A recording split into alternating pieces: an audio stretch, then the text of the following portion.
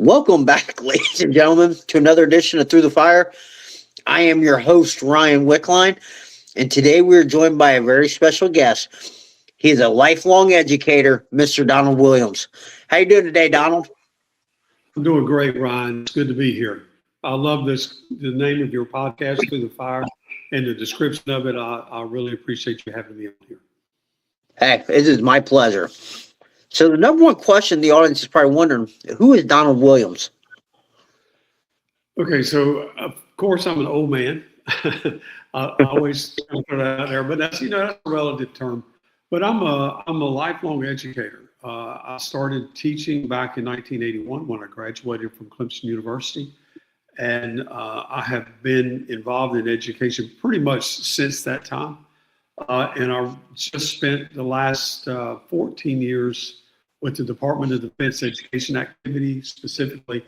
I taught 2 years science with him, but then I moved to a position, Education Research Analyst, and my job was to go into schools and make certain that they were doing a quality job, making certain our schools are doing what they should be doing, that they're teaching children. And I was lucky enough to live in South Korea and Japan, Tokyo, Okinawa, for a number of years, and it was great. I loved it, loved my job. A great opportunity that not many people have. And in my lifetime, I've taught somewhere between 4 to 5,000 students, and that goes from special ed, agriculture, science, from middle school to high school to college, even graduate school. I've taught for a few different universities, and so I've had a very rewarding career, very lucky, I'm going to say God-driven career. Nice. Everything didn't start out like that, though, where you were on that trajectory to go to college, though, did it? No, sir, it did not. And that's the thing. The book that myself and another guy wrote is called Born of Nothing, From White Trash and Lint Heads, The Purpose Across Generations. And a lot of people don't know the term lint head. Now, people understand, most people, they hear that term white trash. We know what that is from television, that concept of what Hollywood says that is, but not many people have heard the term lint heads, and that's what I came from. Both of my grandfathers were born around about 1900. One of them was actually in the 1800s. And the thing that they did in those days was everyone in South Carolina, where my family lived, worked in the cotton mill industry. And that's like they were making blue jean material for blue jean pants. That's what they were doing. And both of my grandfathers, like I said, child laborers. One was working in the mills when he was 9 years old. My father quit school in the 8th grade at the age of 14. There was no hope other than to go to work in the cotton mill. My mother, when she was 16, my mother had 4 children by the time she was 21, but that was what their life was. And they lived and worked for the mill, and the cotton mills gave them a house. They provided stores, food, churches, schools, security, everything. And so you belonged to the mill. You worked for them. And if you did anything out of line, if your family was out of a job, they were not just out of a job, they were out of a house, out of food, everything. It was, it was a different type of lifestyle. A lot of people don't know this. The term lint head comes from the concept that when they were working in these cotton mills, and I saw this, they would come out and they would be covered in cotton dust. And so everyone said, look at that lint in their head. And so that's where that term came from. It was a very derogatory term in those days because it meant that you were the low of the low, that you were just as low as like a sharecropper. As a matter of fact, you may have been lower than a sharecropper because a sharecropper may own a mule or, some cattle or something, but working for the mill, you basically had nothing other than what the mill allowed you to have. And so I didn't, not to get too long-winded on this, I didn't know that we didn't have anything. I didn't realize that. I was born into this culture. My first year was spent on the mill hill in the mill house like that. And I looked around, I thought we were rich. I thought we were well off. I thought everything was great. And it wasn't until later that I found out, really what was going on. But I had a very rich, loving family. I had 42 aunts and uncles, 80-something first cousins. And I'm not talking about that they were distant, that they lived around the world. they lived where we lived. And so you have this extended family that's right there. And so you grow up with a lot of people that are just, you're going to school with them, church with them. You're basically with them all the time. And so it was a very rich, welcoming experience. Of course, there was a lot of bad. We could talk about that, but yeah, I grew up in a situation that was different. But I was the first one from my family to even think about going to a college. It just didn't happen that way. As a matter of fact, you were discouraged from anything other than working in the mill. You were told maybe you can graduate high school. If you do that, that's okay. But the concept was when you turn 18, if you graduated high school, you'd be married within a year. You would have your own place that you were living in, and you would have already started your family. You'd have your job. And I had 3 older brothers who did exactly that. As soon as they graduated high school, but they were all married within just a few months of that. And I was the first one to break out of the cycle. That there was something, a greater purpose for my life than that. Yeah. So what led you to break that cycle and say, hey, I'm going to be the first one to go to school to a major university and graduate? Yeah, and it didn't really happen that way. I'm going to say it was really just kind of maybe dumb luck in a way. I hate to put it that way, but I had some really good teachers. And I always say, God had his hand on me, leading me where I needed to be. I will say that, and just trying to always be receptive to what God wanted for me in my life. But what happened was I had a couple of good teachers, but I had a whole bunch of bad teachers who discouraged me, because in that day, they would tell you, the principal would tell you, I'll just go ahead and quit school. There's no need in you being here. You're going to end up in the mill anyway. Go ahead and leave. I saw this. After I was a teacher, I even saw principals that would do this. And so, people didn't believe that you could do it. You're the child of a lint head. But I had a 4th grade teacher and an agriculture teacher in high school that they encouraged me, and they said, hey, you've got something going for yourself here. Maybe there's something greater for you. But when I started thinking about it, all the teachers told me I couldn't make it, that I would fail, that I would flunk out. And even the one who encouraged me even said, it'll be tough. I don't know that you can make it. And this is what happened. You know how they call students to the counselor's office, like especially when they're a senior, and they go like, hey, we want to know what your plans are for your life. So I go in there and I tell this lady, her name was Miss Harding. And I said, well, Miss Harding, I was thinking about going to school. I was thinking about going to college. And she said, she looked at me like I was a space alien or something. It was, what are you talking about? It was like, this is not possible for you. You are Donald. You're the son of lint heads. You don't have the money. You don't have the background. That's not where you're going. Donald, of course, you're going to go to a factory somewhere, because the cotton mills were already shutting down, or had pretty much shut down by that point. And she was like, you can go get a job out here somewhere. I said, well, I was really thinking about this. And she, so she pulls out my grades. She goes, well, I see you've got the grades. Yeah, maybe you could go. And she goes, you need to apply. And it was, of course, she asked me what I want to do. I said, well, I was thinking about being a teacher. And so she looked it up. She says, well, that could be a possibility. Where do you want to go? I said, well, I want to go to Clemson. Well, Clemson, even back then, it was a difficult university to get into. And she said, well, you will have to apply, and you have to take the SAT. Now, this is 1977. I didn't even know what the SAT was. I had never heard of the SAT. I literally had no concept. And so, but I paid my money. I came, I took the test, sent off my application, and I was accepted. And nobody, everybody was like, how the heck did Donald Williams, Linthead's son, get into Clemson? How did this happen, And so they, like I said, at that point, teachers were just like, you won't make it. I mean, they basically tell you that, and I don't know if they were trying to motivate me or what, but it was, you're not going to make it.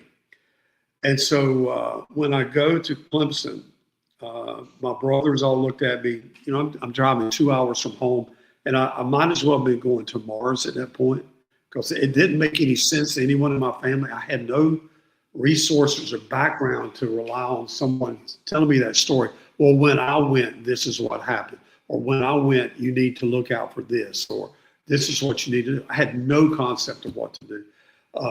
I didn't have a suitcase. I didn't have store-bought clothes. I had an extra shirt and pair of pants my mother had stitched together for us for me on the sewing machine. I had a duffel bag. I looked like a hobo, but I went to school. I went to college, and I remember going in there. I have my pillow and my blanket and my sheets stuffed in this bag with the extra pair of pants and underwear, stuff like that. And my roommate comes in with suitcases and his parents are there. My parents didn't even take me. They didn't know they needed to take me. They just said, have fun. And so I go, and my roommate, when his family came in, it was like this big ordeal. And I know they were looking at me like, who is this poor guy? He doesn't have a suitcase. And so it was just funny, but he accepted me. I found my way. And I will say, once again, God put people in my life to show me what to do and how to make it. And now I'll tell you now, it was rough. I made, and no one wants to believe this story. This is the truth. I could probably find the documentation. I could show you my transcripts. My first semester, I made a 2.0. I made it. And so I was, in my mind, I'm proving to people I can do this. That's a C average. You're okay. My second semester, I remember this was in the day they actually sent your grades to your house. This was 1978. And I remember opening my second semester report card, so to speak, or my grades. I had 6 D's and 1 B. And my GPA was, 1.33 or something like that. And my mama starts screaming at me, what are you doing? You're wasting your time. You're wasting our money. Because, of course, it was a struggle for them to send me because I had no scholarship or anything. There was nothing for people like me back then. And you're wasting your time. You're wasting our money. Just quit school and get a job. Go to work like everybody else does. Quit chasing this dream. And then my daddy, he passed me on the back and he goes, son, good job. I'm proud of you. Just go back and try harder next time. And I tell everyone, I needed to hear both those messages. I needed to hear, you got to do better. You're wasting your time. You're wasting our money. I needed to hear that message, but I also needed that pat on the back going, son, I'm proud of you. Go back and do a better job. And so when I went back, I got better every semester to where my last 3 semesters, I made the dean's list. My last semester, I made a 4.0. Then in my master's and doctorate work, I never made less than an A. Through those programs. And so, it was a building process, of learning how to do this. And without the resources and not having any family member to support me, they supported me financially, yes, but that educational wise and wisdom that you get from a parent or a brother or somebody who's been before, I didn't have that. Yeah. So because that's a pretty remarkable story that you almost flunked out pretty much, pretty close right there. And you came back and you got better. What was your mindset kind of like after that quarter where you about flunked out? Well, there was even another part of this, a man that I had worked for in the summers and things. I'd been working for him for a few years because in our family, when you turned 12, you had to get a full-time job, which I did. I had a full-time job since I was 12. The only time we didn't have that was if we played a sport. We were allowed to play one sport, and I played football, and that was it. Other than that, I was working. But this man told me, he said, there's no need of you going back to college. You're not going to make it anyway. Just come on work for me. And so, you have this pull of people telling you, you're not going to make it. And, the only person who had actually encouraged me was my father. And so, when I go back, and I just thought, that's a long time ago, but you just start thinking in your mind, what is it that you're really trying to do? What is it that you're really trying to be? What is it that you're really trying to achieve in your life? And I guess after that point, when I became so close to flunking out, and honestly, if I had failed one class, I probably would not have went back. I remember it was in my mind before I got my grades. I knew they were going to be bad, but I remember thinking, if I fail a course, I'm not going back. And I remember thinking, my daddy believes in me. And there's a reason that I'm there. I'm not going to be a quitter. And so I just went back with that concept, that refocus. I think a lot of it, like in my senior year of high school, it was just the concept, I have a goal, I'm going to go to college. But after that, let's say the catastrophic event of making those back grades, I think I redefined what I wanted to do. And it was like, I know that I want to be a teacher. I know I want to do this. And it was maybe more purposeful in my life, that I liked where I was. I liked the education point.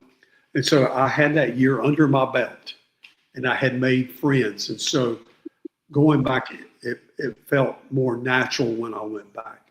But it really was just a refocus of, this is what I need to be doing with my life, and you can get better at this. But then I surrounded myself with better people, and they started helping me and lifting me up. That's one of the big parts to it. You've got to surround yourself with people that are going to help you and not pull you down. That's so true. Yeah. Like, what probably was the number one habit you kind of changed to start getting your grades up? Okay, so I'm going to say, I've always said this was God working in my life. I was sitting in my room, a little dorm room at Clemson University. You know, the rooms back then were just tiny rooms, and you're in there with another guy. And he was let's just say this, he was a chronic pot smoker. And I did not do those kind of things, but every day he's either drinking or smoking weed every day. That's what his life was about. And I'm thinking, I don't want to be in this situation. I don't want to be here. I knew that.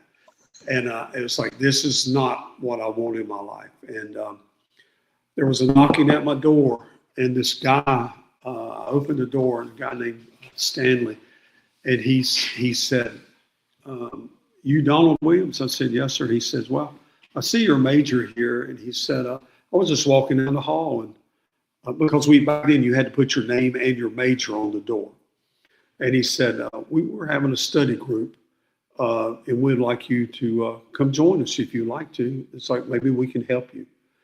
And I thought, well, I could stay here in this smoke-filled room, or I could go with this guy, you know. And they invited me out and to where they were doing this, and they started showing me how to study.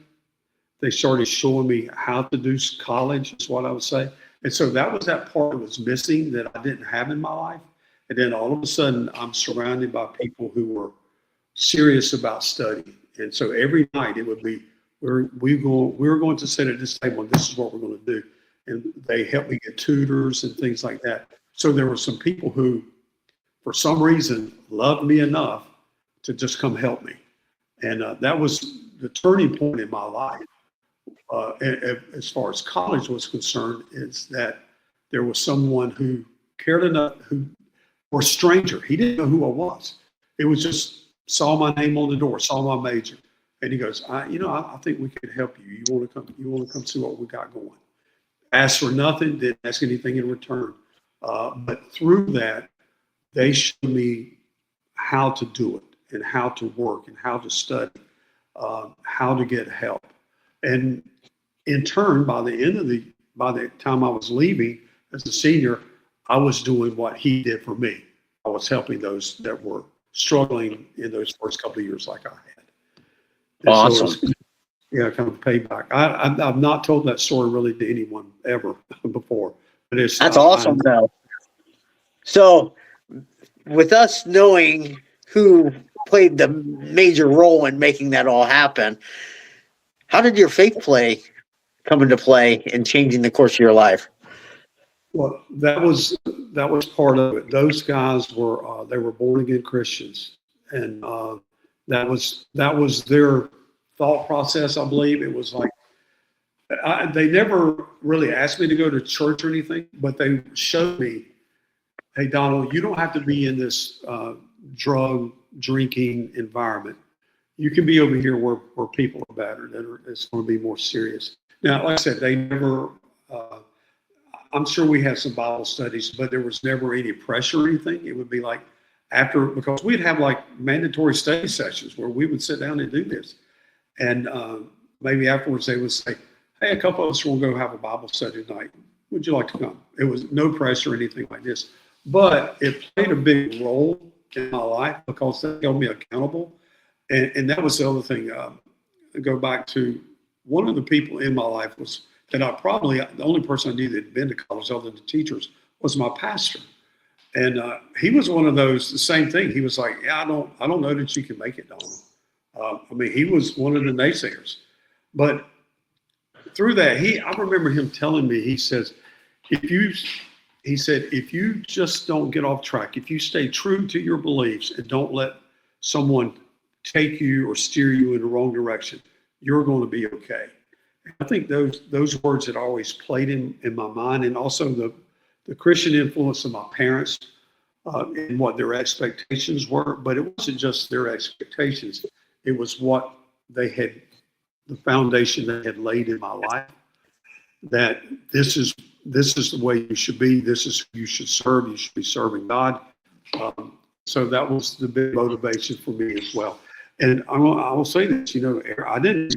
Every day I was good. A guy told me the other week, I was talking to, I said something about you. Well, we're sinners. He goes, he says, I mess up every day. And I think back in those days of college, like, yeah, I messed up probably every day, but there was always that redemptive time of being with Christ and being his child, and knowing that although I mess up and he may discipline me, my ultimate goal was still to walk with him on a daily basis. And so the motivation for me was that the Christian concept, that was that underlying principle that I had in my life. And it wasn't, let me rephrase this. I have had the opportunity to speak to a lot of atheists around the world because of the travels that I've done. And the atheists would always throw this out to me. They would say, the only reason you go to church, the only reason you believe in Christ is because your parents told you to. And I said, no. That's absolutely wrong. I said, I believe in Jesus Christ because I have a personal relationship with him. As a matter of fact, while I was in college, I re-examined our relationship with Christ. And I knew that it was true and real and genuine. And I knew, and this is what I would tell them. I said, if I had not been brought up by Christian parents, when I read the Bible, I would have accepted Christ because I know it's true. I know it's right. And so I was bound to be a Christian, no matter what, because it was there for me. It was just something that I believed.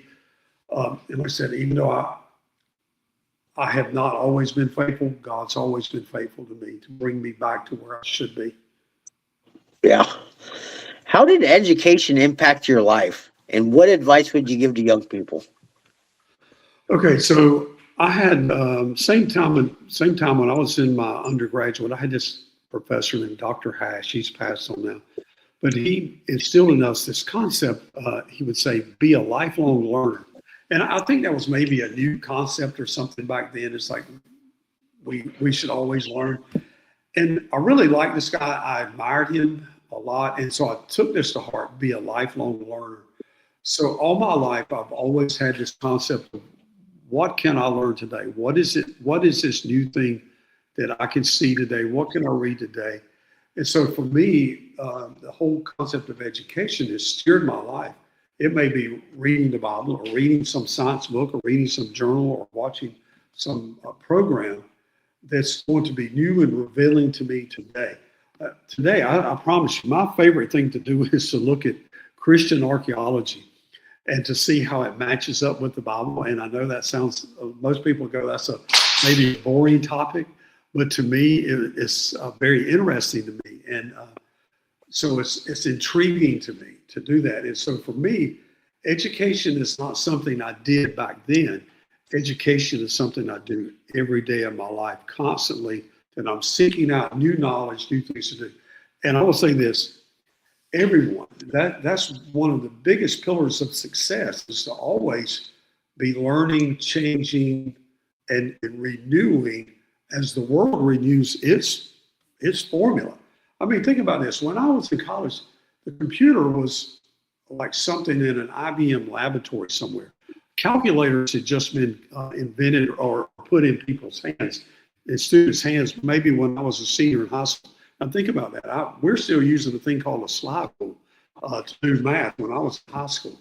And so to think about the things that have changed in my life in these years of 40 or 50 years of education that I've had, or that I've worked in education 40 years, everything has changed so much. So I want to challenge your listeners, if they're young, they need to realize that what is it going to be like 40 or 50 years from now? Same thing with you, Ryan. We talked about this earlier. You're the same age as my son.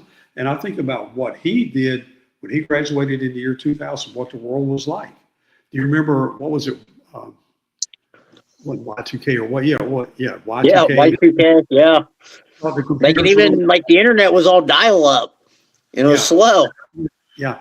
And to think about where we are today and the concept of AI being dropped in our laps and the things that it could do for us. It's an amazing time to be alive in the amount of knowledge, but we still have to be problem solvers. And I think that's what that Professor Hash, or Dr. Hash, was trying to instill in us. Be a lifelong learner. Always be thinking about your surroundings and how this can be applied. That's a big part of my educational concept as well, is that how can this knowledge be applied? It's not enough to just be an egghead and know 2 + 2 = 4. You need to know why 2 + 2 = 4 and how it can be used. And so that's a big thing for me. You have to realize, like I said, I'm a lifelong educator. So you've got to realize I'm a big advocate of that as well. And then the ed researcher's job that I had, where I was going into schools, making certain they were performing at their top level. So I'm a big advocate for education, of course. Yeah. What inspired you to write your book, Born of Nothing? The co-author, Jason Pike, and I were roommates in college when I was getting a master's later on in life. And Jason was that subtitle about white trash. His family was, and you hate to put it this way, but his family was white trash. They lived on the side of a mountain in North Carolina in a shack without an outhouse, without running water or electricity. They didn't work. They stole for a living. They would go down and steal from people for food. That's what they did. And that was his grandparents. And that's where they came from. His father had escaped that. And so when we were in college together, we were actually roommates for a while. Jason, we compared our backgrounds. And, I was telling him, it's like, I came from this linthead background. And so we had remained friends, or have still remained friends. As a matter of fact, he texts me probably 20 times a day. Like, what am I thinking about this? But and we've done this all our life. And he called me about 2 years ago and he said, this is his 4th book. And he said, hey, I'm thinking about writing a book of my origin, where I came from. And he says, I know your story's similar. Would you like to be a co-author? He said, to tell your story, that you came from this, that you came from lintheads, that this is what your life was like to where you have gone. And the thing with Jason, he was labeled learning disabled when he was like in the 1st grade. The teachers told his parents he'll never amount to anything. That he would, they said best he'll get is a factory job. Maybe he could be a grunt in the military. He ends up being a lieutenant colonel in the military and served for 30-something years. And think about that, lieutenant colonel. And so we talked about that concept of where we came and then the success that we both had. Writing the book was a 2-year adventure, is what I would say. I learned a lot through the process, but just being able to write our story of this is how we got there. Now, the book is, I'm going to say raw, because it tells a lot of bad things, because there were a lot of people, when I say I had 42 aunts and uncles and 80-something first cousins, 5 or 6 of my first cousins met violent deaths. 1 is on death row, 1 is in prison for life, murder. And so you can see that people near me didn't turn out real well. Some did not. A lot did, but many did not. And so we talked about that concept of how do you make it? How do you go from nothing to something? And what are the chances of getting there? And so the story is really just our search for our background and how we got to where we were going. Nice. So what's the biggest takeaway you want your readers to get from it? Okay, so the biggest, I would say, the theme of the moral of the story, my wife always laughs at me when I say these kind of things, because I'll watch a television program or a movie and I'll say, what did this movie mean to you? And she'll go, it's just a movie. And I go like, no, there's an inner thought to it. And for me, I want people to know that where they started their life should not dictate where they end up their life. You know, it's up to you to build upon your life and to build upon your experiences to get where you're going to go or where you need to be. Don't let life or people tell you you cannot make it, because you absolutely can. People told Jason, you cannot make it. People told me, you cannot make it, but we both survived.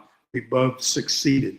And so I would want people to know that concept, that if you follow the right steps, you get the right friends, you get God in your life, you have a great education, and strive hard, work hard, you're probably going to make it in this life. It's not a guarantee. But don't give up on life because of where you are and your circumstances right now or how you were born. You can make it. And that would be the takeaway I want people to know from the book. That's a powerful, message for everybody to understand. How does someone rise from poverty or a difficult beginning and truly change the direction of their life? Okay, so I want to say this. I never go back and criticize the people that I grew up with so much. And I don't criticize that life because it was a wonderful life. I was surrounded by love.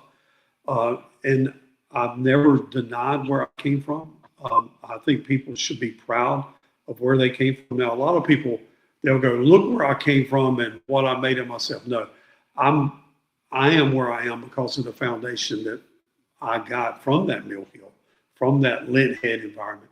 And I've been around the world, and I've worked with a lot of people, and I've had people say, why don't you try to change your accent? Why don't you try to lose that Southern accent? And it's like, because it's who I am. I'm not going to change because the world wants me to change.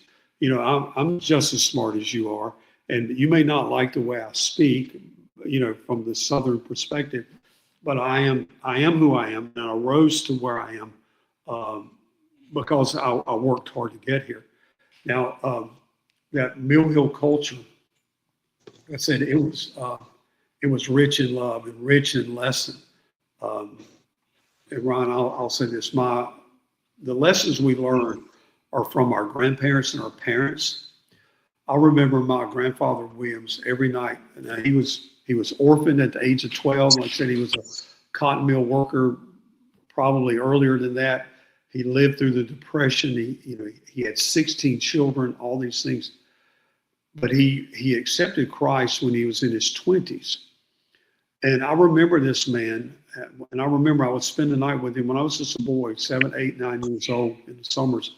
He would watch us in the summers. We'd work his garden and stuff like this. And I learned so much from him. But the number one lesson I learned from this man was every night he would get on his knees beside his bed and he would pray out loud. And he would pray for hours before he went to sleep. And he wouldn't pray this prayer like, God bless Ryan, God bless Donald, God bless Jamie, God bless Sally. It would be, God, I need you to work in Ryan's life, but I want you to show me how I can influence Ryan to do this. God, help me lead Donald to Christ. Show me a way that I can do this. And so it wasn't like these little prayers of, God, help her, she's sick. It was prayers of earnest thought of how he could change his life to help other people. And I would hear him pray these prayers. And then I would hear him thank God for the prayers that he was answering. So this influence that I had on my life was huge. So the impact that I got from early on in my life of that Christianity meant something. A prayer life meant something. Being honest meant something. Working hard meant something. Because I also saw the opposite of that. I saw my uncles and aunts and cousins who wouldn't work, who were maybe alcoholics or beggars or whatever. I saw that, and you would see those people, and I would go, I'm going to follow my grandparents. I'm going to follow my parents. I'll see the example they're setting. Now, the thing is my cousins that are the ones on death row and one in prison for murder, they saw the same good examples I saw, but they chose the wrong path. And, there's a lot of questions about that. Why did they choose that? Why would you choose that life? And, we talked about this before. It's like, why do certain people choose a certain thing? Why do they go down that path? I don't know that anyone knows that answer, but all I know is I was lucky in that the things that I saw, the things that I lived and experienced led me in the right direction. And so I'm very thankful for what I learned on that Mill Hill. Nice. If someone feels stuck because of their past circumstances, what is the first step they should take? Okay, the first step is, and I always say this, have a personal relationship with our Lord and Savior, Jesus Christ. Now, I know a lot of people will say, well, you're just preaching some religion or something, but you need to realize that you are not the center of the universe, that there's a higher power that you need to get in contact with. And when you have that, I think, and you ask God, God, what is it you want me to do in my life? What is it? Why did you put me here? What is my purpose? And so I think that's the first thing, is to get in contact with God and go, why am I here? And that's a big question. You have to be careful not to answer it for yourself, to truly open your heart and let God speak to you. So you've got to have that dream, that goal. If you don't have that, you're like that rudderless ship. You're just going nowhere. And so for me, that's number one. Number two, if you don't mind, I'm going to say number two, surround yourself with family and friends that are going to lift you up. A lot of families not going to be good for you. A lot of people have bad parents, and I understand that. But surround yourself with good people. I surrounded myself, like I said, with the people at Clemson that were good people that were lifting me up. Believe in education, go after education. Like I said, be that lifelong learner. Don't ever get stuck and think, oh, I know it all, because you don't. You've got to continually go after that piece of trying to make yourself better every day. So find God, set your goal, find God, set your goal. Surround yourself with good people who are going to help you. That's the thing for me. Like I said, I didn't have that benefit of someone telling me how to do college until about a year in. And I'm in the year and I'm struggling. And then someone comes on and said, hey, Donald, this is how you do this. And so I surrounded myself with those people that helped me be successful. Seek out those family or friends or family members who are going to help you get better in your life. But then it really comes down to you. You can have all the goals, you can have all the friends, but you got to have that desire to lift yourself up. Yeah, so true. What is the best advice you've ever got on your journey? Best advice I ever got on my journey. That's a great question. Well, let's say go back to that Dr. Hatch saying, be a lifelong learner. That was really good advice. My daddy saying, try harder. That was good advice. But I think I'll go back to that, my fourth grade teacher. His name was Mr. White, and he was in a wheelchair. And he only had a little bit of motion with his hand like this, and he could put a pen in his finger and he'd write on an overhead projector, which was new technology in those days. And this man, he could not roll his own wheelchair. He could not do anything but speak and move his arm. But he was teaching math and science. The story was that he came back from World War II. He had fallen into battles. I don't know that this is true. I've never had this verified. But supposedly he fell down the stairs, broke his neck, and was paralyzed.